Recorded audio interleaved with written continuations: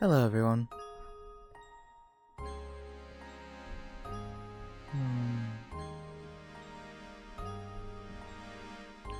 I was a bit late on the stream today because, let's turn the eye on actually. There we go.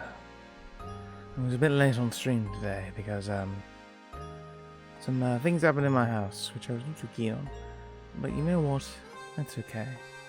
For this evening, we're just here to have a nice chill out for about an hour or so as we read Bambi. I was meant to be starting around 7ish. But, you know what? So what if it's late and we have a shorter stream? That's fine. As long as we have a nice, relaxing evening, that's all that matters, isn't it?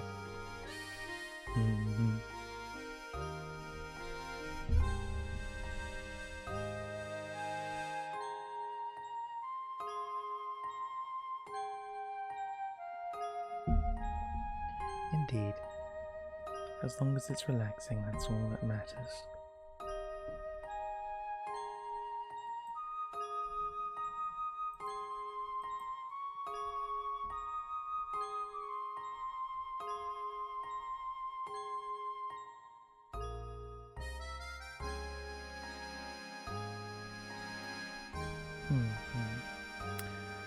But yes, today we are going to be reading some more Bambi. Reading some more Bambi by Felix Salten. We're almost done with the book actually. I think there's about maybe like a fifth of the book left, maybe. Just from looking at it here. But yeah, we should be done with it in the next stream or two. So I figure maybe we could get about 15 minutes of preamble just so people to come in, and then we can get on with the actual reading. But yes, we are on chapter 15. Love that sound.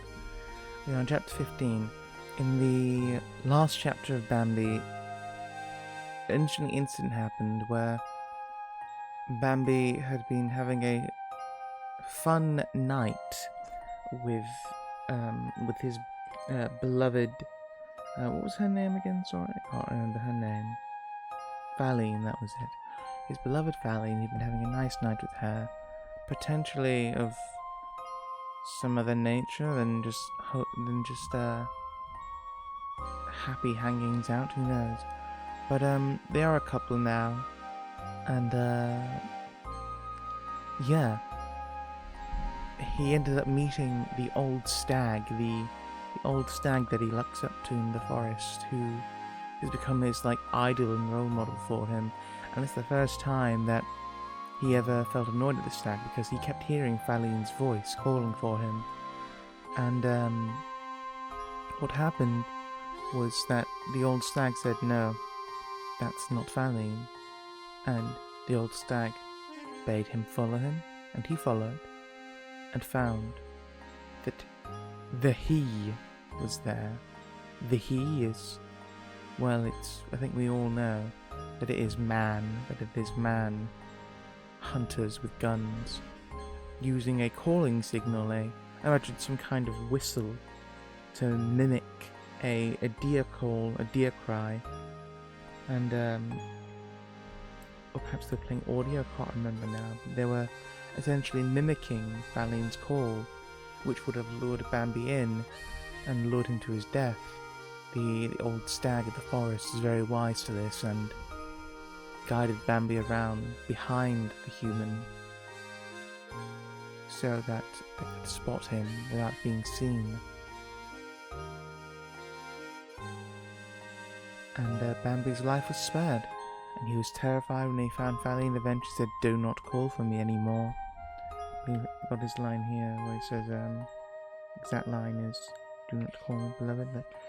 "Please, beloved," he said, "please don't ever call me again. We'll search until we find each other, but please, don't ever call me, for I can't resist your voice." Very sad. Very romantic. Very sad. Yeah. I don't know how this will end for Bambi and Co. Unfortunately, Mankind's desire for hunting is insatiable. They simply wish to hunt things for the sake of it. They would murder an entire woodland if it meant satisfying their own desires. When you live for as long as I have, for the 100 or so, 100+ years that I've lived, you notice that human greed never changes.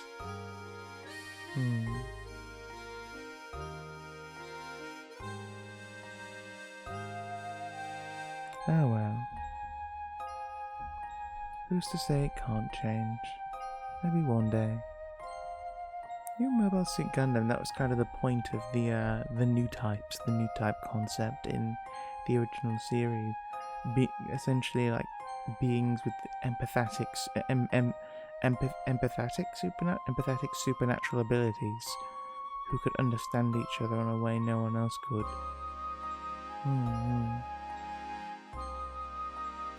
Alas, we've not gotten there yet. Also, apparently in Gundam the new type concept failed, which is such a miserable idea to me. Like, they got to F91, like, yep, new types failed. They fucked up. Nothing came of them. What a shame, don't you think? What a shame.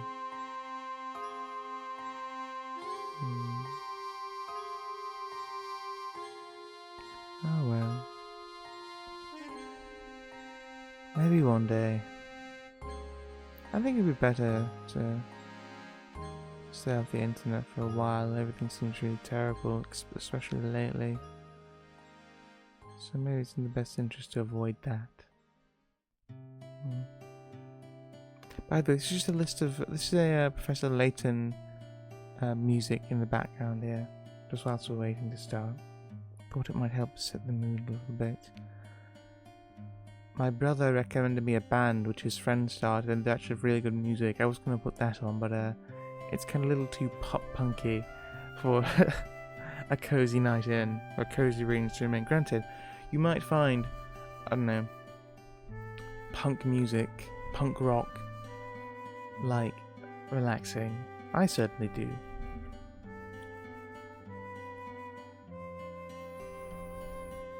But perhaps relaxing in a different way than reading Bambi all about forest creatures and such.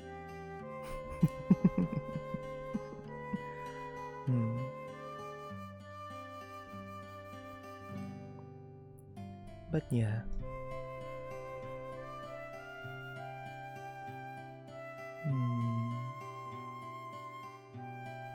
I'll tell you what, actually.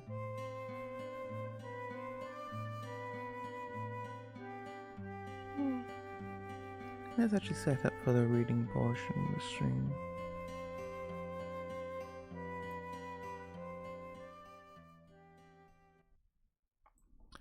I'll just be back in a moment, folks. Hang on now.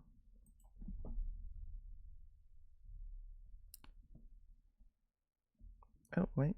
Hold on. Actually, I need to keep this on for a minute. Let's just turn the music back on then for just a second.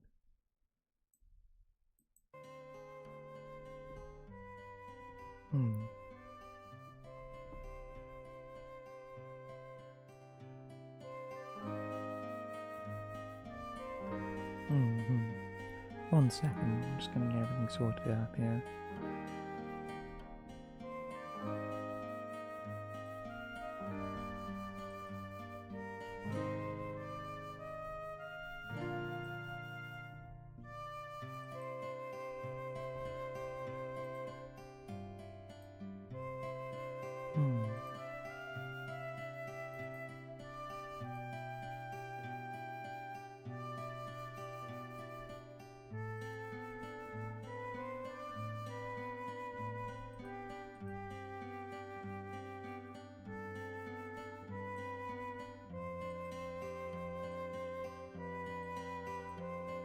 Yeah, okay.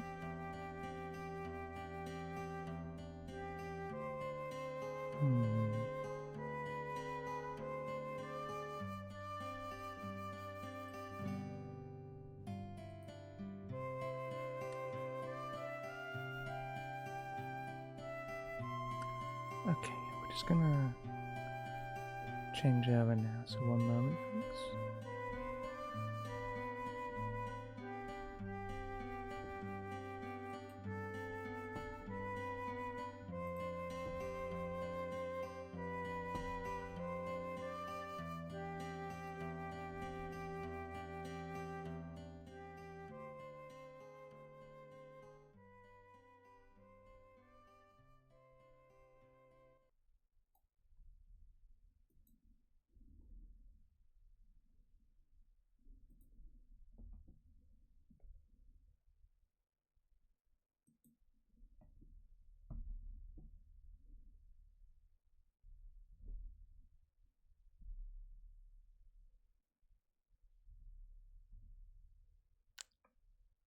Hi.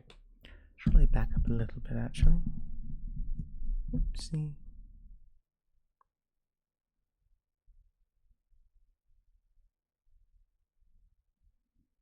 Bit big here, aren't I? Oopsie, what did I just do?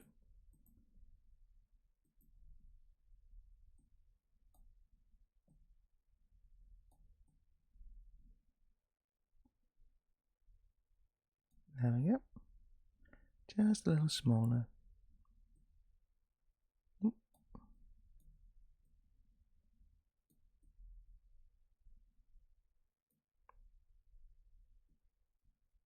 Okay, that'll do.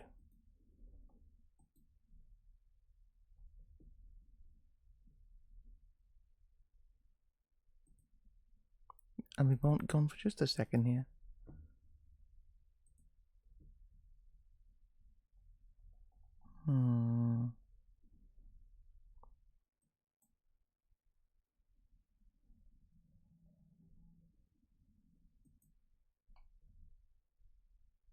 Okay. Lovely.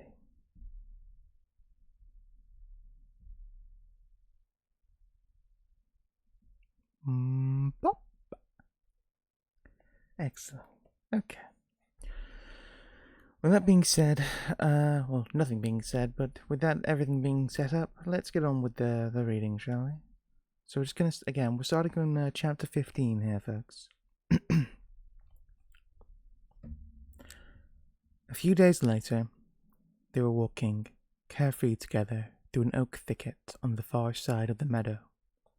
They had to cross the meadow in order to reach their old trail where the tall oak stood. As the bushes grew thinner around them, they stopped and peered out. Something red was moving near the oak. Both of them looked at it. "Who can it be?" whispered Bambi. "Probably Rono or Karis," said Valine. Bambi doubted it. "They don't dare come near me anymore," Bambi said, peering sharply ahead. "No." He decided, "That's not Karis or Rono. It's a stranger." Valine agreed, surprised and very cautious. "Yes," she said. "It's a stranger. I see it now, too." "How curious." They watched him. "How carelessly he acts!" exclaimed Valine. "Stupid," said Bambi. "Really stupid. He acts like a little child, as if there was no danger." "Let's go over," Valine proposed, her curiosity getting the better of her. "All right," Bambi answered. "Let's go. I want to have a better look at the fellow." They took a few steps, and then Valine stopped. "Suppose he wants to fight you," she said. "He's strong." "Bah," said Bambi, holding his head cocked and putting on a disdainful air. "Look at the little antlers he has. Should I be afraid of that? The fellow is fat and sleek enough, but is he strong?" "I don't think so. Come along." They went on. The stranger was just busy nibbling meadow grass and did not notice them until they were a good way across the meadow. Then he ran forward to meet them. He gave joyful, playful skips that made a curiously childish impression. Bambi and Valine stopped, surprised, and waited for him. When he saw he was a few steps off, he stood still likewise. After a while, he asked, "Don't you know me?" Bambi had lowered his head, prepared for battle. "Do you know us?" he retorted. The stranger interrupted him. "Bambi!" he cried. "Bambi!" he cried reproachfully yet confidently. Bambi was startled to hear his name spoken. The sound of that voice stirred an old memory in his heart. But Felix had rushed toward the stranger. "Gobbo!" she cried and became speechless. She stood there, silent without moving. She couldn't breathe. "Felix," Gobbo said softly. "Felix, sister, you knew me anyway." He went to her and kissed her mouth. The tears were running down his cheeks. Felix was crying too and couldn't speak. "Well, Gobbo," Bambi began. His voice trembled and he felt very bewildered.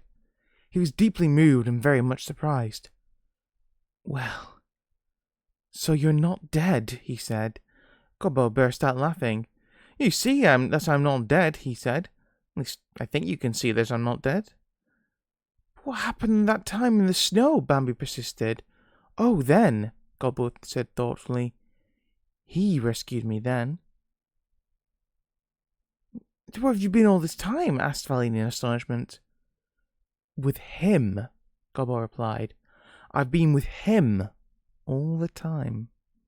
He grew silent and looked at Felix and at Bambi. Their helpless astonishment delighted him. Then he added, "Yes, my dears, I've seen a lot more than all of you put together in your old forest." He sounded somewhat boastful, but they paid no attention to it. They were still too much absorbed in their great surprise. "Tell us about it!" cried Felix, beside herself with joy. "Oh," said Gobbo with satisfaction, "I could talk all about it and never reach the end." "Well then, go ahead and talk," Bambi urged. Gobbo turned to Felix and grew serious. "Is Mother still alive?" he asked timidly and softly. "Yes," cried Felix gladly. "She's alive, but I haven't seen her for a long while." "I'm going to see her right away," said Gobbo with decision. "Are you coming too?" They all went. They did not speak another word for the whole way. Bambi and Felix felt Gobbo's impatient longing to see his mother, so both of them kept silent. Gobbo walked ahead, hurriedly, and did not speak. They let him do as he liked. Only sometimes, when he hurried blindly over a cross trail, or when, in a sudden burst of speed, he took the wrong turning, they called gently to him, "This way!" Bambi would whisper, or Felix would say, No, we go this way now." A number of times they had to cross a wide clearings. They noticed that Gobbo never stopped at the edge of the thicket, never peered around for a moment when he walked into the open, but simply ran out without any precaution. Bambi and Felix exchanged astonished glances whenever this happened, but they never said a word and followed Gobbo with some hesitation. They had to wander around sometimes and search high and low. Gobbo recollected his childhood paths at once. He was delighted with himself, never realizing that Bambi and Felix were leading him. He looked around at them and called, "How do you like the way I can still find my way around?" They did not say anything, but they exchanged glances again. Soon afterward, they came to a small, leafy hollow. "Look!" cried Felix, and glided in. Gobbo followed her and stopped. It was the glade in which they were both born and had lived with their mother as little children. Gobbo and Felix looked into each other's eyes. They did not say a word. But Felix kissed her brother gently on the mouth. Then they hurried on. They walked to and fro for a good hour. The sun shone brighter and brighter through the branches, and the forest grew stiller and stiller. It was the time for lying down and resting, but Gobbo didn't feel tired. He walked swiftly ahead, breathing deeply and with impatience and excitement, and gazed aimlessly about him. He shrank together whenever a weasel slunk through the bushes at his feet. He nearly stepped on the pheasants, and when they scolded him, flying with a loud flapping of wings, he was terribly frightened. Bambi marvelled at the strange, blind way Gobbo moved around. Let's have a little sip of water.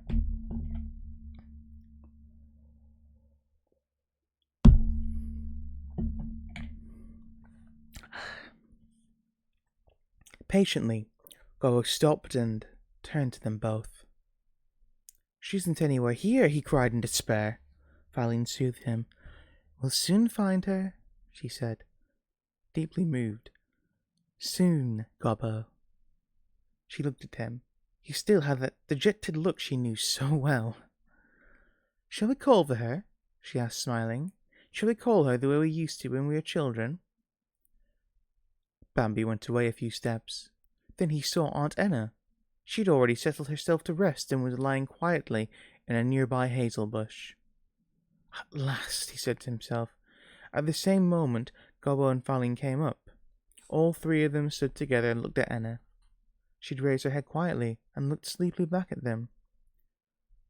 Gobbo took a few hesitating steps and cried softly, "Mother!"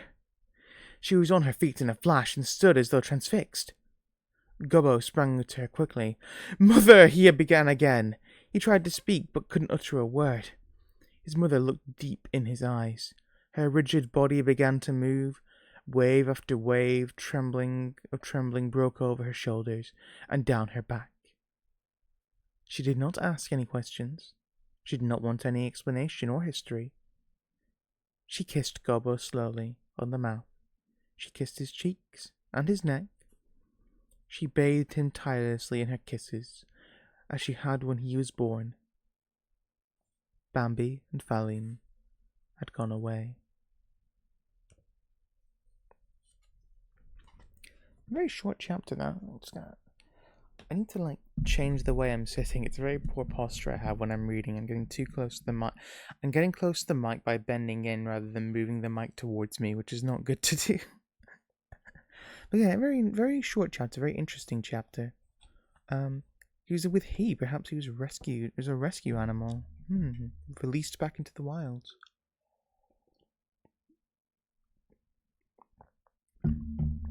Who can say? I guess we'll have to find out more in the next chapter.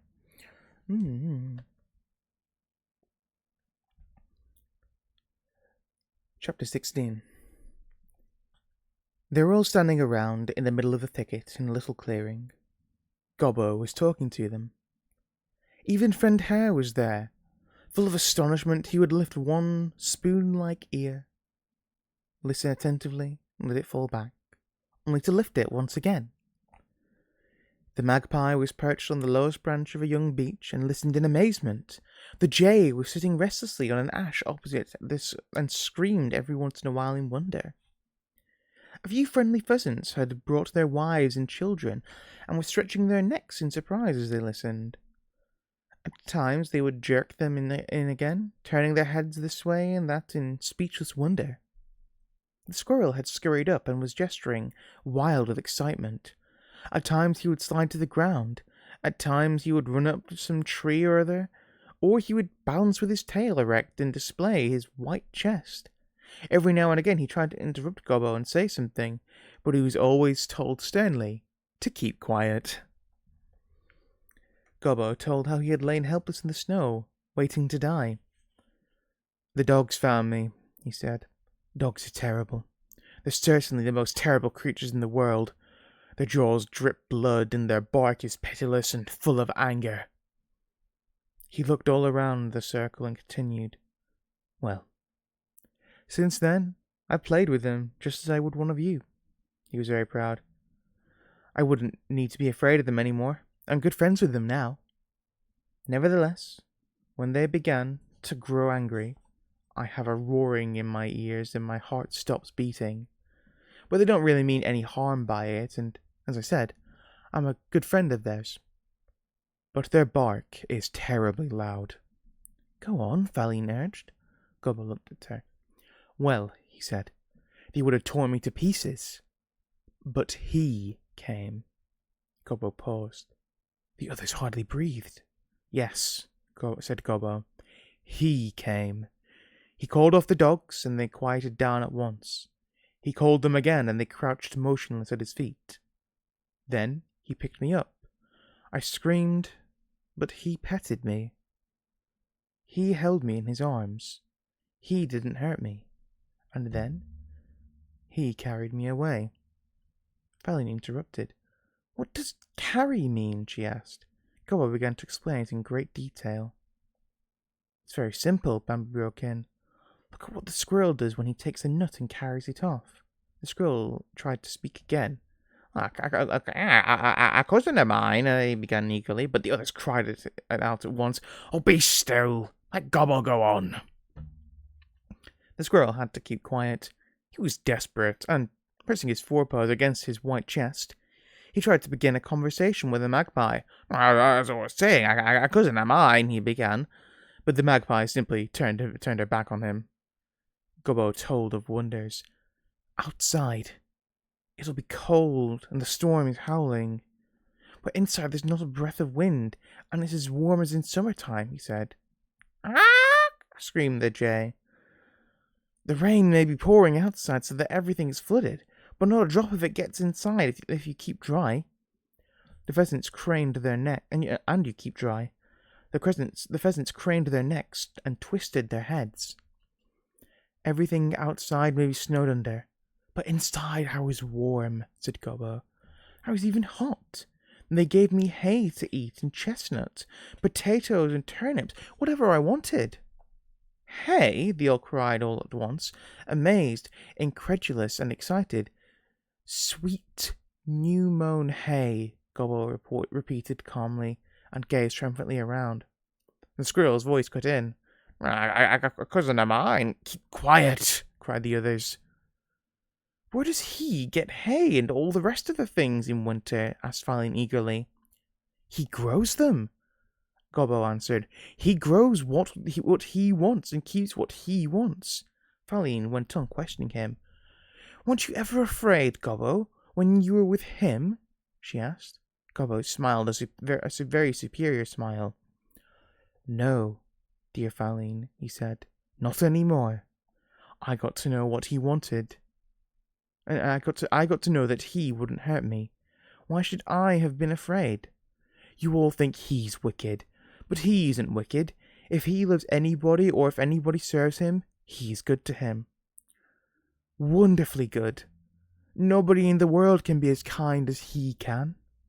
While Gobbo was talking that way, the old stag suddenly stepped noiselessly from the bushes. Gobbo didn't notice him and went on talking, but the others saw the old stag and held their breath in awe. The old stag stood motionless, watching Gobbo with deep and serious eyes. Gobbo said, Not only he, but all his children loved me. His wife and all of them used to pet me and play with me. He broke off suddenly. He had seen the old stag. A silence followed. Then the old stag asked in his quiet, commanding voice, What kind of a band is it that you have on your neck? Everybody looked at it and noticed for the first time the dark strip of braided horsehair around Gobbo's neck. Gobbo answered uneasily. That? Why, it's part of the halter I wore. It's his halter, and it's the greatest honor to wear. His halter.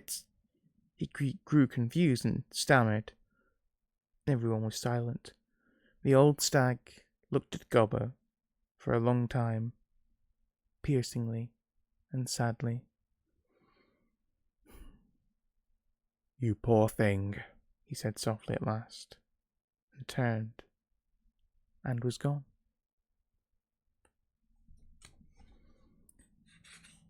In the astonished silence that followed, the squirrel began to chatter again. As I was saying, a cousin of mine stayed with him too. He caught him and shut him up, for the longest while, till one day my father... But nobody was listening to the squirrel. They were all walking away.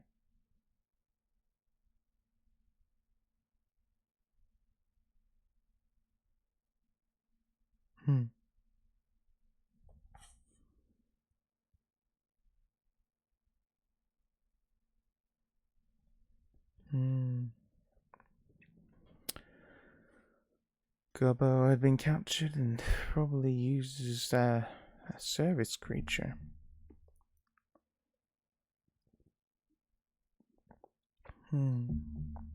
Mhm. Oh well. Maybe they were fastening him up. Who knows? Chapter 17. One day, Marina appeared again.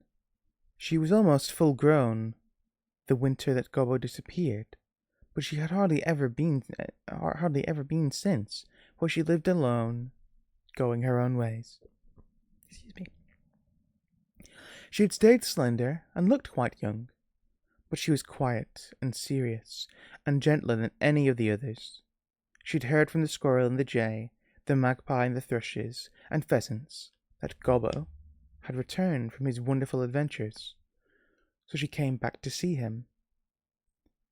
Gobbo's mother was very proud and happy over her visit. Gobbo's mother had grown rather proud of her good fortune. She was delighted to hear the whole forest talking about her son. She basked in his glory and wanted everybody to know that her Gobbo was the cleverest, ablest, and best deer living. "What do you think of him, Marina?" she exclaimed. "What do you think of our Gobbo?" She didn't wait for an answer, but went on. "Do you remember how old Nettler said he wasn't worth much because he shivered a little in the cold? Do you remember how she prophesied that he'd be nothing but a care to me?" "Well," Marina answered, We've had plenty of worry over Gobbo." "Oh, that's all over now," his mother exclaimed. She wondered how people still remember such things. "Oh, I'm sorry for poor old Nettler. What a pity that she couldn't live to see what my Gobbo's become." "Yes, poor old Nettler," said Marina softly. "It's too bad about her." Gobbo liked to hear his mother praise him that way. It pleased him. He stood around and basked happily as in her praises as in the sunshine. Even the old prince came to see Gobbo, his mother told Marina. She whispered it as though it were something solemn and mysterious. He never let anyone so much as get a glimpse of him before, but he came on account of Gobbo. "Why did he call me a poor thing?" Gobbo broke in a discontented tone. "I'd like to know what he meant by that." "Don't think about it," his mother said to comfort him. "He's old and queer." But at last, Gobbo meant to ease his mind. "All day long, it keeps running through my head," he said. "Poor thing! I'm not a poor thing. I'm very lucky. I've seen more and been through more than all the rest of you put together. I've seen more of the world, and I know more about life than anyone in the forest. What do you think, Marina?" "Yes," she said. "No one can deny that." From then on, Marina and Gobbo were always together. Huh? Well, that escalated quickly. That was also the end of that chapter as well. It was a very short chapter. A lot of short chapters in a row here, actually. It's very interesting. Well,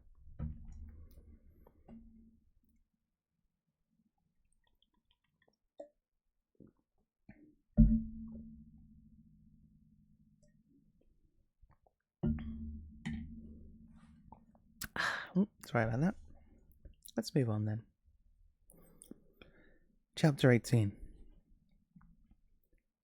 Bambi. I read that as Ambi at first. That's right. No, it's the big B. It does that thing where there's the big B, the big first letter for the beginning of the chapter. Bambi went to look for the old stag. He roamed around all night long. He wandered till the sun rose and dawn found him on unbeaten trails without Faline. He was still drawn to Faline at times. At times he loved her just as much as ever. Then he liked to roam about with her, to listen to her chatter, to browse with her on the meadow or at the edge of the thicket. But she no longer satisfied him completely. Before, when he was with Faline, he hardly ever remembered his meetings with the old stag, and when he did, it was only casually. Now he was looking for him, and felt an inexplicable desire driving him to find him. He only thought of Faline between whiles. He could always be with her if he wanted to. He did not much care to stay with the others. Gobbo or Aunt Enna, he avoided when he could. The words the old stag had let fall. The words the old stag had let fall about Gobbo kept ringing in Bambi's ears. They had made a peculiarly deep impression on him. Gobbo had affected him strangely from the very first day of his return. Bambi didn't know why, but there was something painful to him in Gobbo's bearing. Bambi was ashamed of Gobbo without knowing why, and he was afraid for him, again without knowing why. Whenever he was together with this harmless, vain, self-conscious and self-satisfied Gobbo, the words kept running through his head. Poor thing. He couldn't get rid of them. But one dark night, when Bambi had again delighted the Screech Owl by assuring him how badly he was frightened, it suddenly occurred to him to ask, "Do you happen to know where the old stag is now?" The Screech Owl answered in his cooing voice that he didn't have the least idea in the world, but Bambi perceived that he simply didn't want to tell.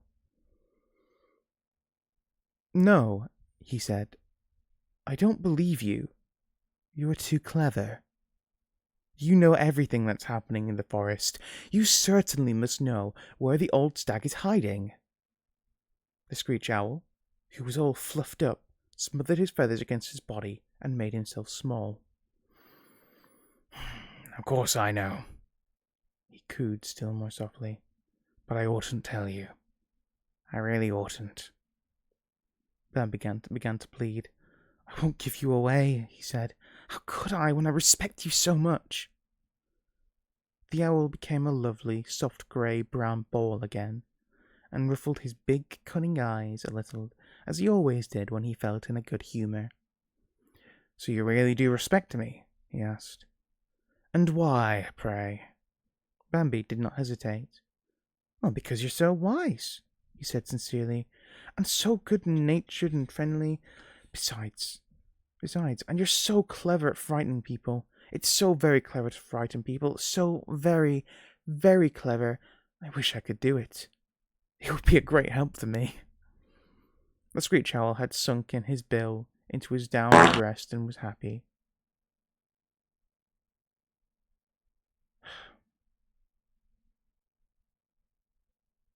Please don't. I should turn them off, but please don't redeem the redeems here. Thanks, Diagonals, for coming out. The Screech Owl had sunk his bill into his downy breast and was happy. "Well," he said, "I know that the old stag would be glad to see you." "Do you really think so?" cried Bambi, while his heart began to beat faster for joy. "Yes, I'm sure of it," the owl answered. "He'd be glad to see you, and I think I can venture to tell you where he is now."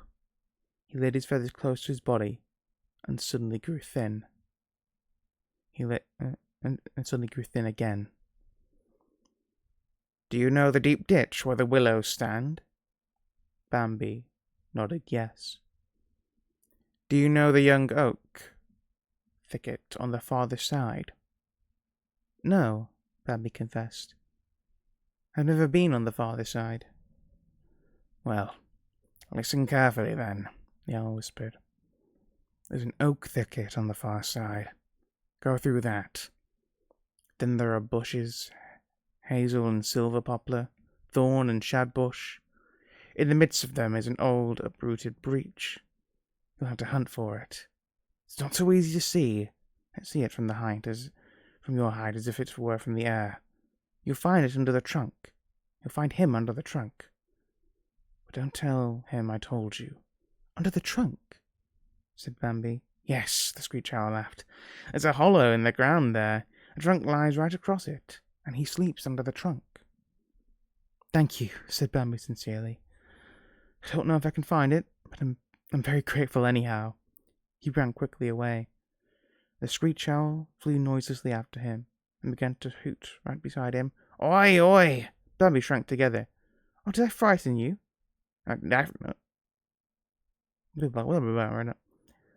Oi, oi! Bambi shrunk together.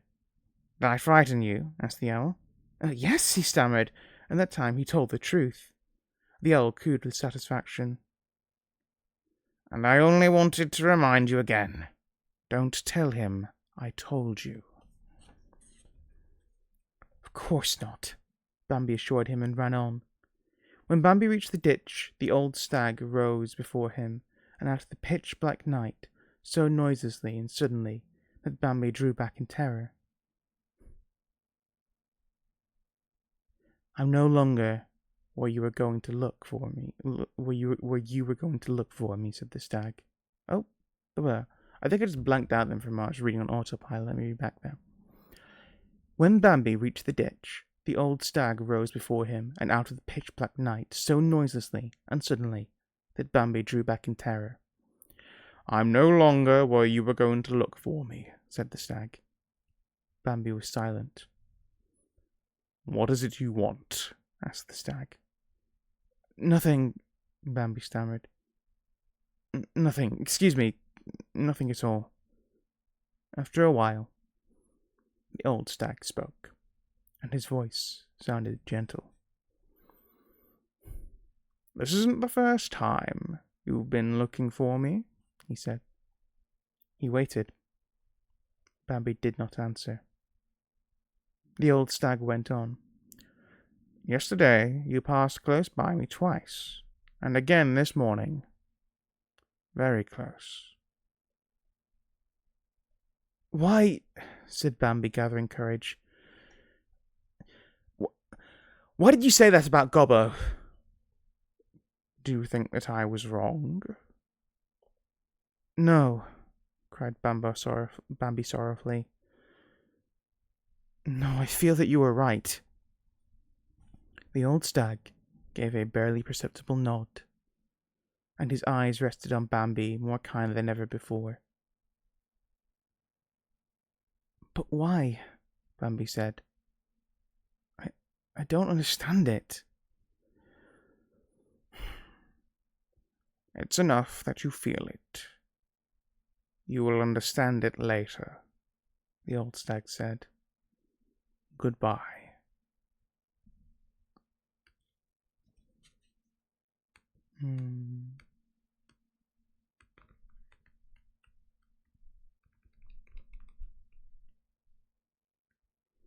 What did they mean by this? What did bro mean by this?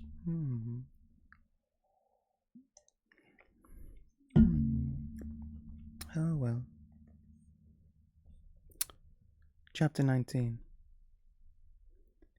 Everybody soon saw that Gobbo had habits which seemed strange and suspicious to the rest of them. He slept at night when the others were awake. But in the daytime, when the rest of them were looking for places to sleep in, he was wide awake and went walking. When he felt like it, he would even go out of the thicket without any hesitation and stand with perfect peace of mind in the bright sunshine on the meadow. Bambi found it impossible to keep silent any longer. Don't you ever think of the danger? He asked. No, said Gobbo simply. There isn't any for me. You forget, my dear Bambi. Gobbo's mother broke it in. You forget that he's a friend of Gobbo's. Gobbo can take chances that the rest of you cannot take. She was very proud.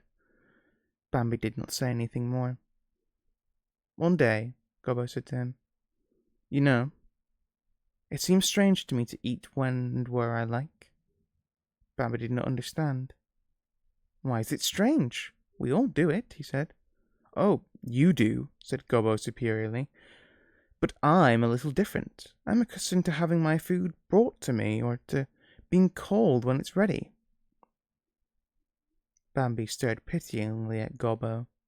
He looked at Faline and Marina and Aunt Enna. But they were all smiling and admiring Gobbo.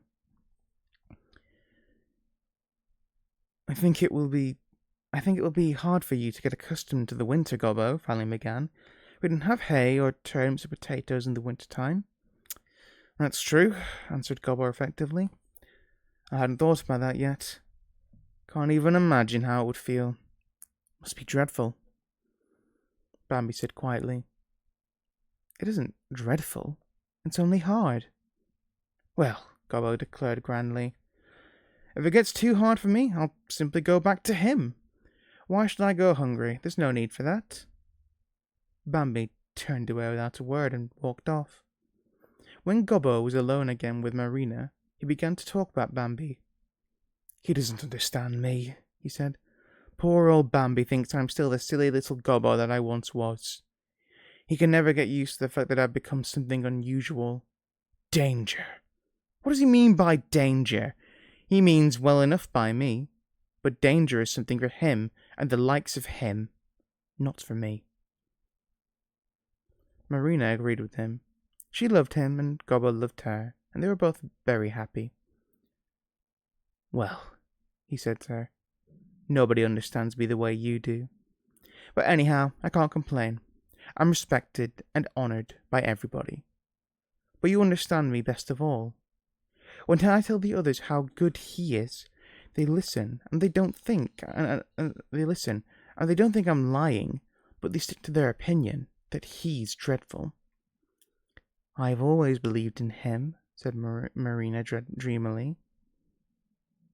Really? Gobbo replied airily. Do you remember the day when they left you lying in the snow? Marina went on. I said that day that sometimes he'd come to the forest to play with us. No, Gobbo replied, yawning. I don't remember that. A few weeks passed, and one morning Bambi and Faline, Gobbo and Marina were standing together in the old, familiar hazel thicket. Bambi and Faline were just returning from their wanderings, intending to look for their hiding place, when they met Gobbo and Marina. Gobbo was about to go out on the meadow. Stay with us instead, said Bambi. The sun will soon be rising, and then nobody will go out in the open. Nonsense, said Gobbo scornfully. If nobody else will go, I will. He went on, Marina following him. Bambi and Faline had stopped. Come along, Bambi said angrily. Come along, and Bambi said Bambi angrily. Let me start that again. Come along, said Bambi angrily to Faline. Come along. Let him do what he pleases. They were going on, but suddenly the jay screamed loudly from the far side of the meadow. With a bound, Bambi had turned and was running after Gobbo. Right by the oak, he caught up with him and Marina. Did you hear that? He cried to them. What? Asked Gobbo, puzzled. Again the jay screamed from the far side of the meadow. Did you hear that? Bambi repeated. No, said Gobbo calmly. That means danger, Bambi persisted. A magpie began to chatter loudly, and immediately after her, and another, and then a third. Then the jay screamed again, and far overhead the crows gave warning. Faline began to plead. Don't go out there, Gobbo, it's dangerous. Even Marina begged. Stay here today, beloved one, it's dangerous. Gobbo stood there, smiling in his superior way. Dangerous. What has that to do with me? He asked. His pressing need gave Bambi an idea. At least let Marina go first, he said, so we can find out. He hadn't finished before Marina had slipped out. All three stood and looked at her. Bambi and Faline breathlessly. Gobbo with obvious patience, as if to let the others enjoy their foolish whims. They saw how Marina walked across the meadow, step by step, with hesitant feet, her head up. She peered and snuffed in all directions. Suddenly, she turned like a flash with one high bound, and, as though a cyclone had struck her, rushed back into the thicket. It's he! He! She whispered, her voice choking with terror. She was trembling in every limb. I saw him, she stammered. It's he! He's standing over by the alders. Come, cried Bambi. Come quickly. Come, Faline pleaded, and Marina, who could hardly speak, whispered, Please come now, Gobbo, please. But Gobbo remained unmoved. Run as much as you like, he said. I won't stop you. If he's here, then I want to talk with him. Gobbo could not be dissuaded. They stood and watched how he went out. They stayed there, moved by his great confidence, while at the same time a terrible fear for him gripped them. Gobbo was standing boldly on the meadow, looking around for the elders. Then he seemed to them, and he seemed to see them, and to have discovered him. Then the thunder crashed. Gobbo leaped into the air at the report. He suddenly turned around and fled back to the thicket, staggering as he came. He still stood there, petrified with terror, while he came on. They heard him gasping for breath, as he did not stop, but bounded wildly forward. They turned around and surrounded him, and all took flight. But poor Gobbo dropped to the ground. Verena stopped close to him, Bambi and Felix a little farther off, ready to flee. Gobbo lay with his bloody entrails oozing from his torn flank. He lifted his head with a feeble twisting motion. "Marina," he said with an effort. "Marina." He did not recognize her. His voice failed. There was a loud, careless rustling in the bushes by the meadow. Verena bent her head toward Gobbo. "He's coming," she whispered frantically. "Gobbo, he's coming! Can't you get up and come with me?" Gobbo lifted his head again, feebly with a writhing motion, beat convulsively with his hooves, and then lay still. With a crackling, snapping and rustling, he parted the bushes and stepped out. Marina saw him from quite near. She slunk slowly back, disappearing through the nearest bushes, and hastened to Bambi and Felix. She looked back once again, and saw how he was bending over and seizing the wounded deer. Then they heard Gobbo's wailing death shriek.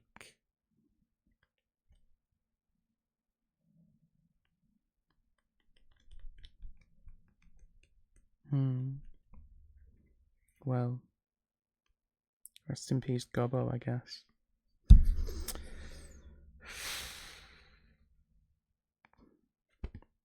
Right. No. That's a rather upsetting chapter to leave it on, but we will be leaving it there for today. Okay, well, yeah, I know it's another fairly short stream, but yeah, I do apologize. It wasn't start early, but I was not able to due to events in my house. But that's okay. That's okay. Yeah. Anyway, I'm gonna leave it there now. Thank you so much for coming, everyone. You have a wonderful rest of your day, evening, or afternoon. Actually, well, hang on, wait. I think there's something else I was planning on talking about. What was it?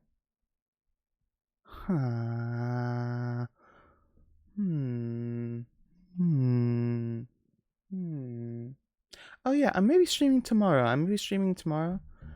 If I do, it would likely be a mystery dungeon. It will be very much like an impromptu thing though, so I don't know if I'll have a designated time for it.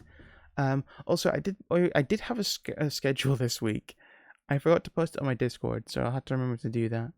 But yeah, I'll yeah.